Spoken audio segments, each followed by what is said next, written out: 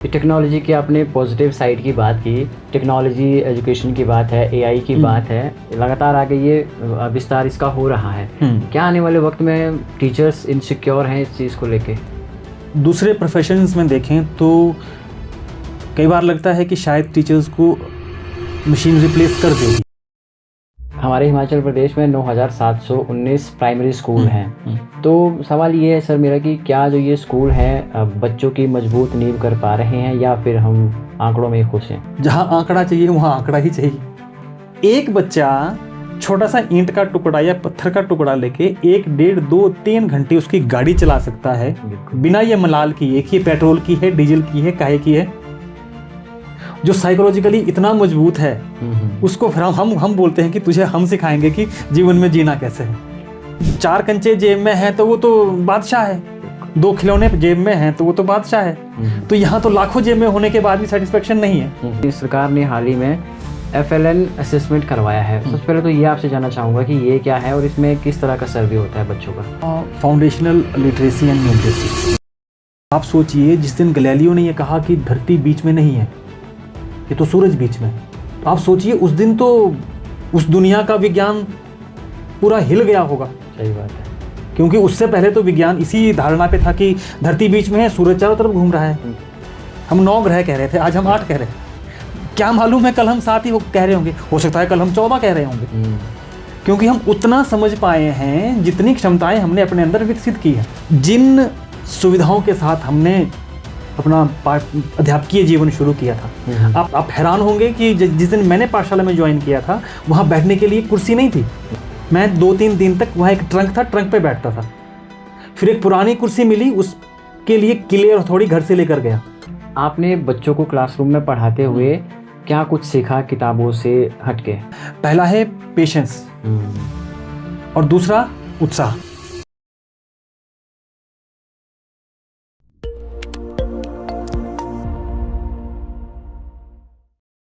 दोस्तों अभी हाल ही में हिमाचल प्रदेश को पूर्ण साक्षर राज्य का दर्जा हासिल हुआ है और ये सब कमाल है हमारे शिक्षकों की मेहनत का। और एक ऐसे ही शिक्षक आज हमारे साथ स्टूडियो में मौजूद हैं। बहुत सी बातें इनके साथ हुई है इस खास पॉडकास्ट में।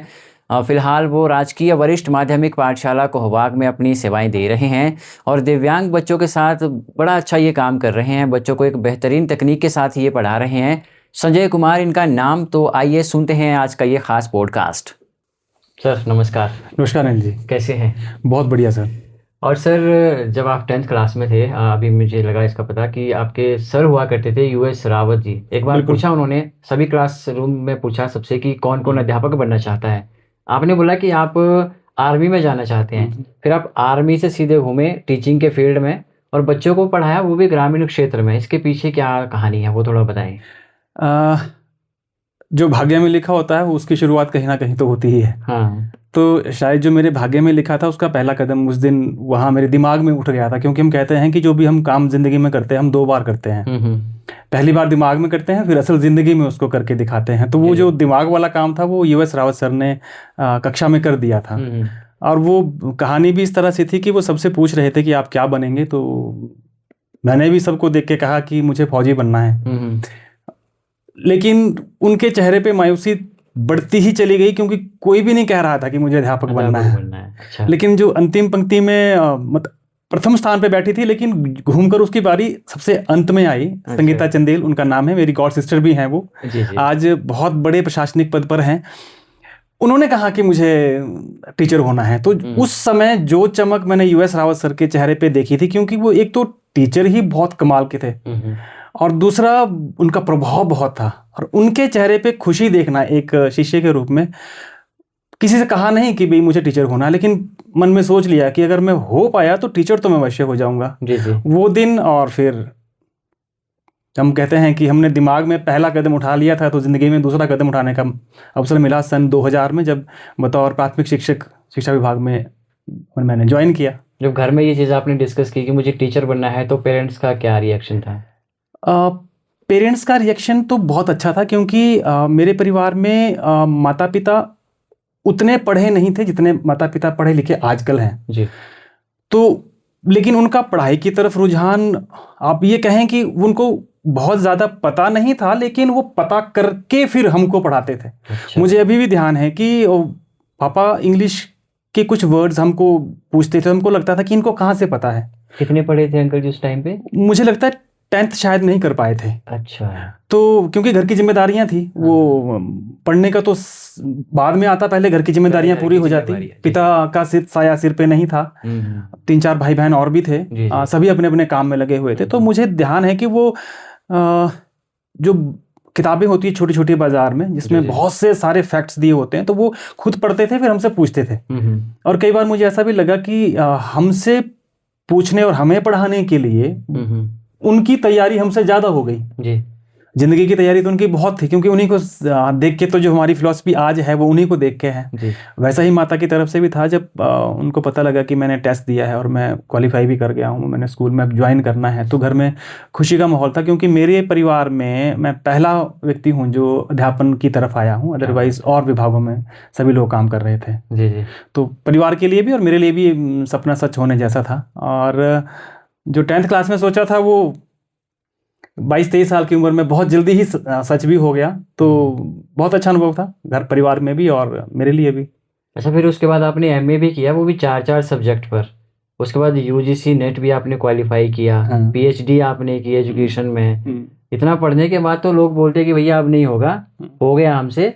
फिर भी अगर कोई पढ़ाना चाहता है इतनी सारी पढ़ाई करने के बाद भी, तो वो सुख सुविधाएं देखता है, मगर आपने गाँव के परिवेश को चुना।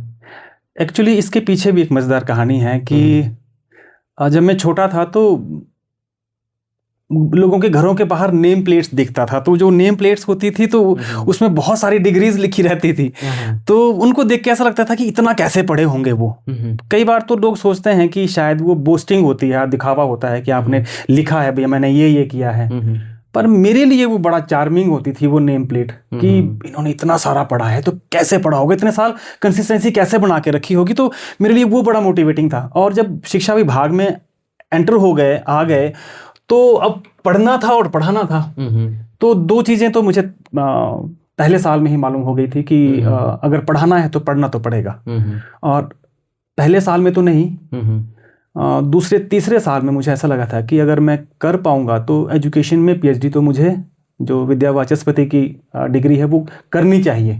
और मैं खुश नसीब हूँ, मेरे विभाग ने मुझे मौका दिया। मुझे 2 साल पढ़ने के लिए भेजा और मैंने वो 2 साल बर्बाद नहीं होने दिए। अपने विभाग को वापस, उससे पहले भी और वापस आने के बाद भी, जहाँ पर भी सेवाएं विभाग ने मांगी है वहाँ हमेशा उपलब्ध रहते हैं, क्योंकि वो उनका एहसान इतना बड़ा है कि उन्होंने अवसर भी दिया और मौका भी दिया। और उसके बाद पढ़ाई जब शुरू हुई थी, तो जब इस विभाग में आया था तो सिंपली ग्रेजुएट था। तो जितनी भी क्वालिफिकेशंस हैं वो सारी इस विभाग में आने के बाद हैं। तो इसका क्रेडिट मेरे बच्चों को जाता है जी। माता पिता को तो है ही, मेरे साथ ही जो अध्यापक हैं उनको जाता है, क्योंकि सबने मोटिवेट किया है कि आप कर सकते हैं जी, ये हो सकता है, आप अच्छा करते हो। तो जब ऐसा एनवायरनमेंट मिल गया तो फिर आगे बढ़ने से आपको कौन रोक सकता है जी, कोई भी नहीं। एजुकेशन में पीएचडी आपका हो गया तो सर उसमें रिसर्च वर्क बहुत होता है।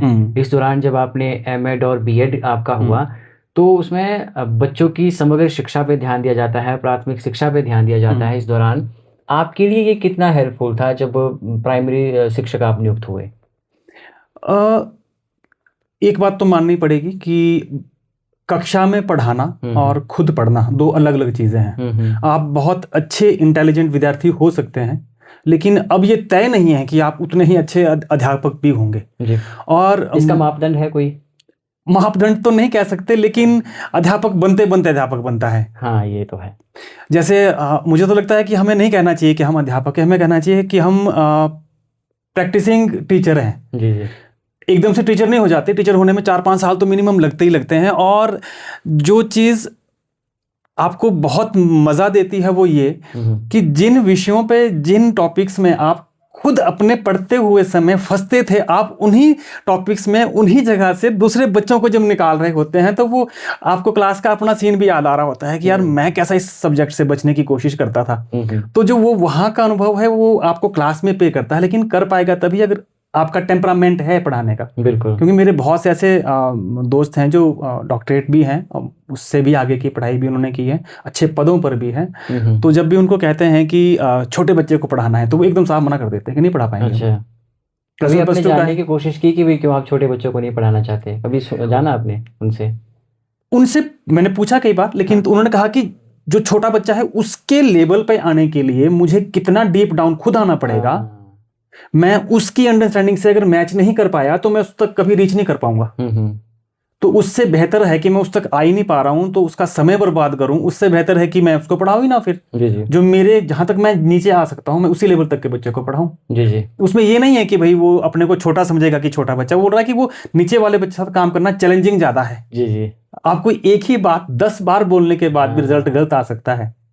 तो ये बोलते हैं कि जो प्राथमिक शिक्षक होता है उसे ना तो उत्साह खोने की इजाजत होती, ना ही वो साहस छोड़ सकता। जी जी क्योंकि अगर प्राथमिक शिक्षक ने साहस और उत्साह दोनों छोड़े फिर उसे कोई नहीं बचा सकता। जी जी तो बहुत मज़ेदार चीज़ें हैं। और जो यहाँ कक्षा में बच्चों को पढ़ाते हुए सीखा है वो आप मेरी पीएचडी के दौरान मुझे जितना हेल्प किया है, मतलब मुझे और जो मेरे साथ जितने भी फेलोज थे उनकी तरह विषय और विषय वस्तु के लिए भटकना नहीं पड़ा।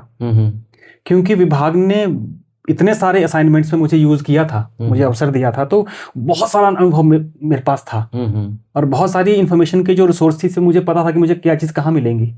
जैसे आपने पूछा कि आपकी को क्या हेल्प मिली इस विभाग में काम करने से अपने, और जो शोध कार्य था उसमें, तो बहुत हेल्प मिली है।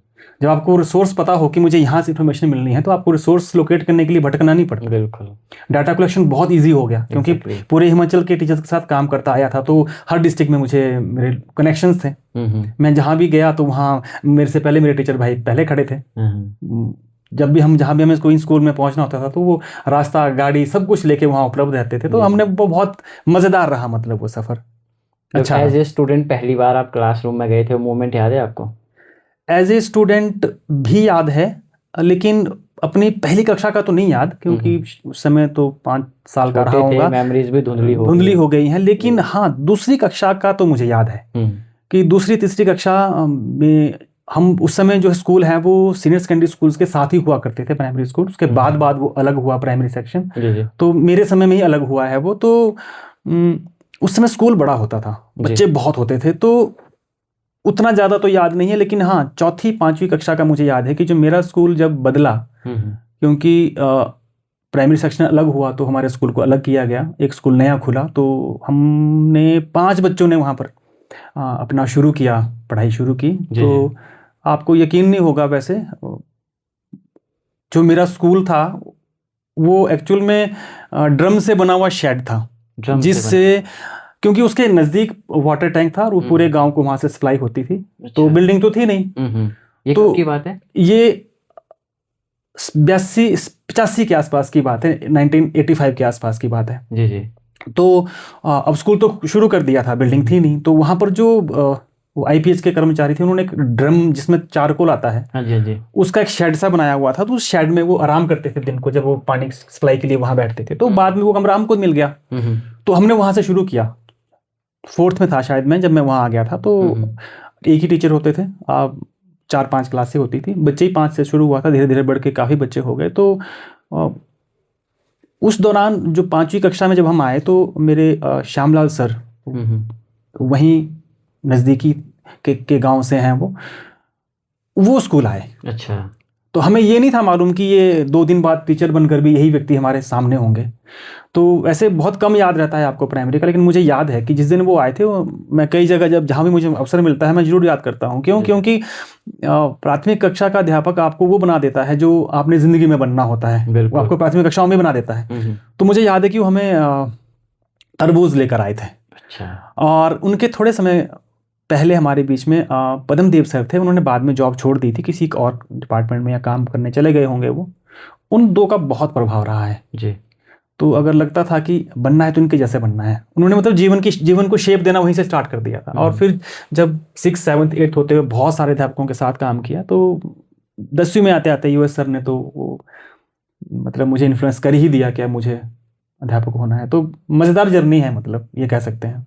आपके कुछ एक इंटरव्यूज़ में देख रहा था सोशल मीडिया में, और एक इंटरव्यू जिसने मुझे बड़ा भावुक किया, एक स्कूली बच्ची जो आपका नाम ले रही थी बट वो अच्छे से बोल नहीं पा रही थी। तो बीच में उसने एक चीज़ बोली कि संजय सर से पता नहीं मेरा ऐसा कौन सा रिश्ता है पिछले जन्म का, जो वो मुझे मिले और उन्होंने मुझे मोटिवेट किया। उसके पीछे क्या सर एक कहानी है?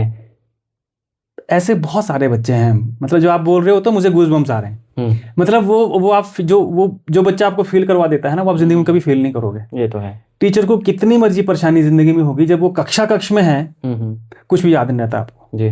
ना आपको घर की परेशानी याद रहेगी, ना आपको अपनी परेशानी याद रहेगी। लेकिन वो जो बच्ची है उससे वास्ता 2022 में ही हुआ, क्योंकि 2022 में मैं गवर्नमेंट सीनियर सेकेंडरी स्कूल कोबाग आया।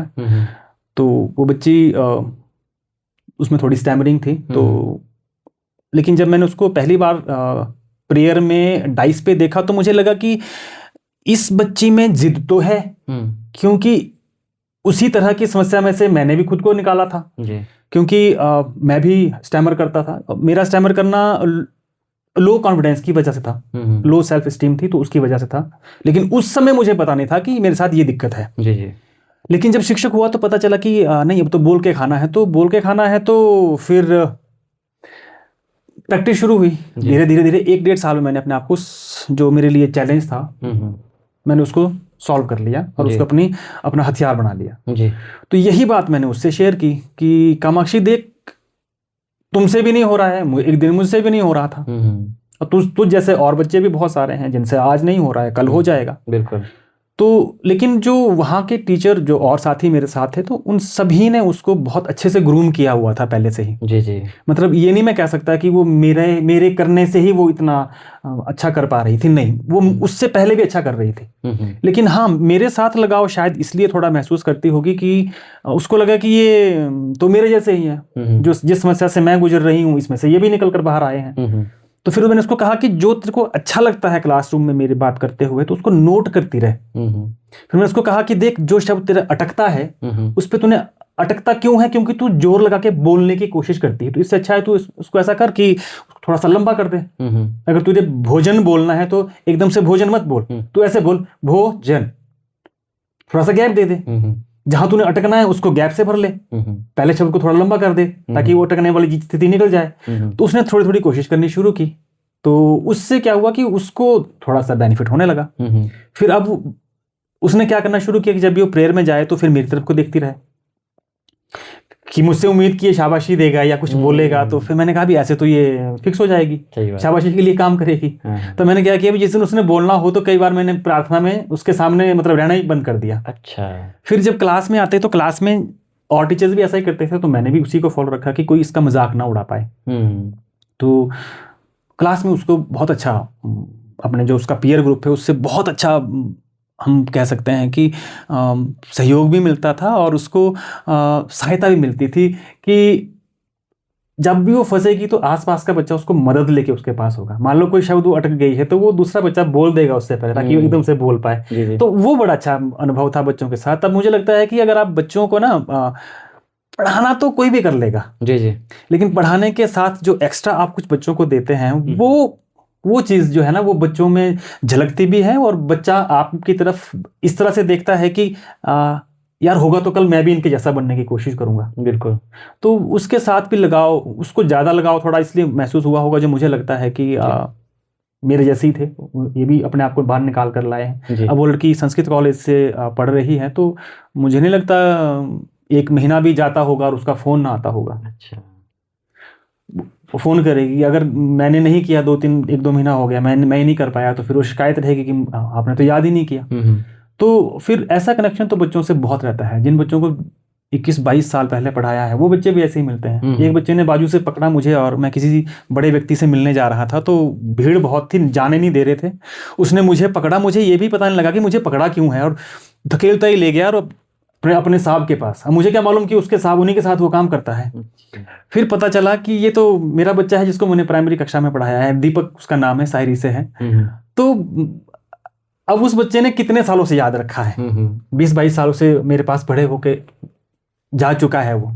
तो ये असल में हमारी कमाई होती है जी। इसको हम बोलते हैं कि टीचर की कमाई यही होती है। हमें कोई आज भी बच्चा मिलता है तो सबसे पहला प्रश्न एक ही होता है कि बेटा आजकल क्या कर रहे हो, क्या। फिर हम ये असेस करने की कोशिश कर रहे होते हैं कि जो जिस बच्चे को मैंने पढ़ाया है वो जिंदगी में कहाँ तक गया है जी। अदरवाइज हम कुछ नहीं पूछते। और फिर उसके परिवार की बात आएगी, पहले यही पूछते हैं कि आजकल क्या कर रहे हो। आपके टीचर होंगे, आपसे भी हमेशा यही पूछेंगे कि आजकल क्या कर रहे हो। और जब उनको लगेगा कि आप ये काम कर रहे हो तो आपको मोटिवेट ही करेंगे कि नहीं यार, मेरा बच्चा कहीं तो स्टैंड किया है। तो बहुत अच्छा अनुभव है एक टीचर होने के नाते। जी।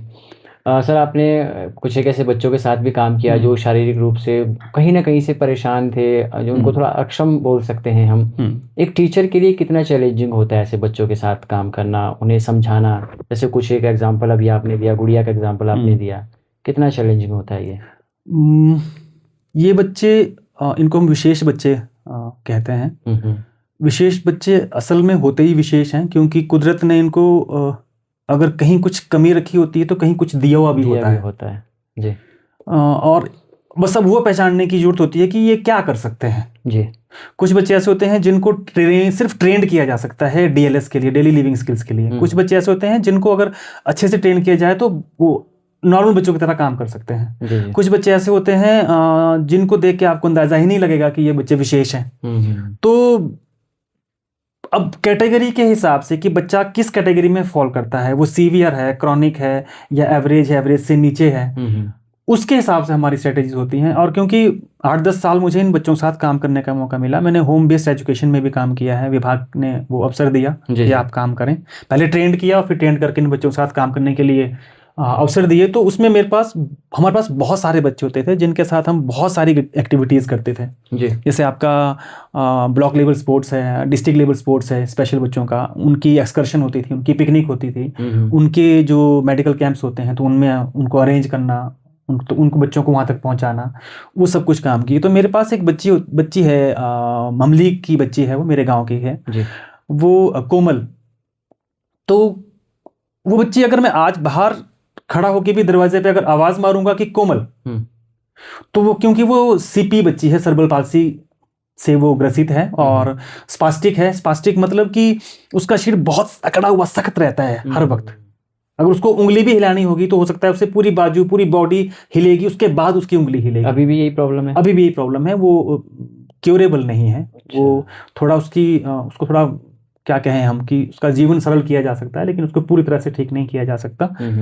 तो उस बच्चे के साथ काम किया। तो उसके लिए छोटे छोटे टास्क, जैसे आपने कहा कि क्या करना चाहिए, तो अब उसके लिए पढ़ाई लिखाई से पहले उसका डेली रूटीन है, डेली लिविंग स्किल्स, कि उसको ये पता हो कि मुझे दान तुम कैसे करनी है, उसका जूता खुल गया है, जूता पहन सके, जुराब डाल सके। आपको हैरानी होगी, कई बार सिर्फ एक पाँव में जुराब पहनाना सिखाना 6-6 महीने लग जाते हैं, साल भी लगता है। फिर आप पहनाओगे कैसे? जैसे आम बच्चे को सिखाते हैं आप वैसे सिखा नहीं सकते हैं। बिल्कुल।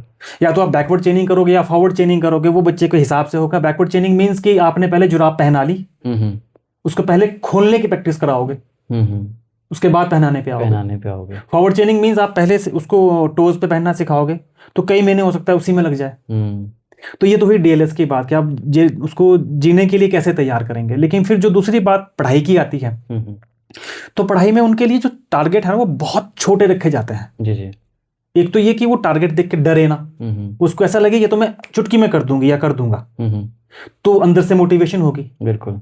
तो अब वो डिपेंड करता है कि बच्चा की सीवियरिटी कितनी है, वो कितना सीवियर है, और सीवियरिटी के साथ भी ये देखना पड़ता है कि उसकी कैपेसिटी कितनी है। बिल्कुल। वो कितना कर पाएगा। जैसे कोमल स्पास्टिक थी तो उसको हम लिखने के लिए ज़्यादा वो नहीं मेहनत नहीं कर सकते थे, क्योंकि वो पेन पकड़ ही नहीं पाएगी, पॉसिबल ही नहीं है। बोल नहीं पाती क्योंकि जीभ पे कंट्रोल नहीं है। तो उसको क्या कर सकते हैं कि उसको कुछ सिंबल्स दे सकते हैं कि तुझे भूख लगेगी, तुझे बोलना है। अच्छा।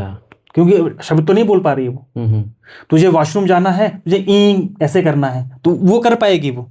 मीन्स उसकी लाइफ को कितना सरल किया जा सकता है। तो उस बच्चे के साथ काम करते हुए मैंने एक चीज तो सीखी कि ये जो बच्चे होते हैं, इन बच्चों में कुछ खास तो होता है। बिल्कुल। जो सच में इनका हमने नाम विशेष रखा है, कुछ तो विशेष होता है इनमें। इनमें जीने की इतनी इच्छा होती है, उसके चेहरे पे कभी आपको दुख नजर ही नहीं आएगा। हम सब कुछ ठीक होते हुए दुखी हो जाएंगे, लेकिन वो बच्चा कभी आपको दुखी नहीं नजर आएगा। +2 की बच्ची जिसका पैर छोटा है, एक पाँव छोटा एक बड़ा है, जिद करके मैं उसको लेके गया। वो लड़की खुद बोलती है, आज वो कंडा घाट में तहसील ऑफिस में जॉब करती है, कि सर जब आप पहली बार मुझे मिले थे तो मैं आपको पसंद नहीं करती थी, क्योंकि आप जबरदस्ती मुझे ले जाना चाहते थे एक्सकर्शन के लिए। मैं ये चाहता था कि वो एक बार घर से निकले और ये देखे कि उसके जैसे और बच्चे भी बहुत सारे हैं, क्योंकि उसके मन में गिल्टी मैंने स्कूल में एंटर करते ही फील कर ली थी कि इस लड़की के मन में गिल्टी है कि मुझे कुदरत ने कम दिया है। जी जी। आप यकीन नहीं करेंगे, पहले साल जो उसकी दोस्त बनी लड़की, सेम वैसी ही फिजियोलॉजिकल उसकी प्रॉब्लम थी, फिजिकल प्रॉब्लम थी, क्योंकि उसकी भी टांग छोटी थी। जी जी। और फिर वो लड़की अगले साल से हर साल पूछती थी कि सर इस साल आप पिकनिक पे नहीं ले जाएंगे। अच्छा। तो जब वो +2 कर गई तो उसके बाद भी फोन आया कि सर अब पिकनिक पे नहीं ले जा रहे हैं। मैं कहा अब नहीं ले जाऊंगा तुझे। अच्छा। अब तू +2 से बाहर चली गई है, अब तुझे नहीं ले जा सकते हम। कि नहीं, मैं अपने खर्चे पे चलूंगी, लेकिन चलूंगी जरूर। तो मीन्स कि एक बच्चा जो घर से बाहर निकलना नहीं चाह रहा था, विभाग के एक छोटे से इनिशिएटिव ने उसकी लाइफ बदल दी। आज वो गवर्नमेंट जॉब में है, तहसील में, संतोष का नाम है, कंडा घाट में जॉब करती है। क्या बात है सर। तो आप अगर कभी मौका मिले तो उन बच्चों से उनसे पता करें कि वो उस जहां आज वो हैं वहां तक आए कैसे हैं। जी जी। तो आपको पता लगेगा, बड़ी मजेदार जर्नी होती है इनकी। और इनकी जर्नी ना, हमें चलने के लिए कुछ नहीं करना, उसे एक कदम उठाने के लिए भी बहुत सोचना, बहुत मेहनत करनी पड़ेगी। बिल्कुल। तो सोचिए, अगर उसने 10 किलोमीटर भी लाइफ में चला है तो हो सकता है हमारे 1000 किलोमीटर से ज्यादा मेहनत की हो। बिल्कुल। तो उसको चेरिश तो एक अध्यापक को करना ही चाहिए। अब दिखती है तो ऐसे ही खून बढ़ जाता है उसको देख के। जी। तो ये तो अध्यापन में होने का फायदा है। इसीलिए संजय सर सब स्टूडेंट्स के फेवरेट हैं कि वो बच्चों के दिमाग में घुस के उसी हिसाब से उन्हें पढ़ाते हैं, उन्हें टैकल करते हैं। क्योंकि मैंने बड़े बच्चों से सुना कि संजय सर हमारे फेवरेट हैं। फेवरेट तो टीचर सभी होते हैं।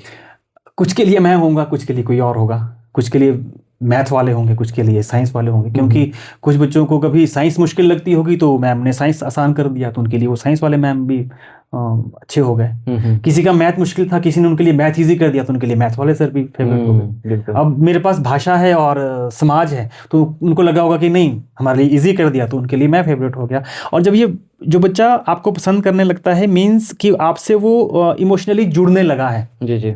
और जुड़ने का मतलब, बतौर टीचर जब मैंने विभाग में ज्वाइन किया था तब में, और ये 26वां वर्ष है आज में, मुझे लगता है कि मैं शायद हर वर्ष निखर रहा हूँ। जी जी।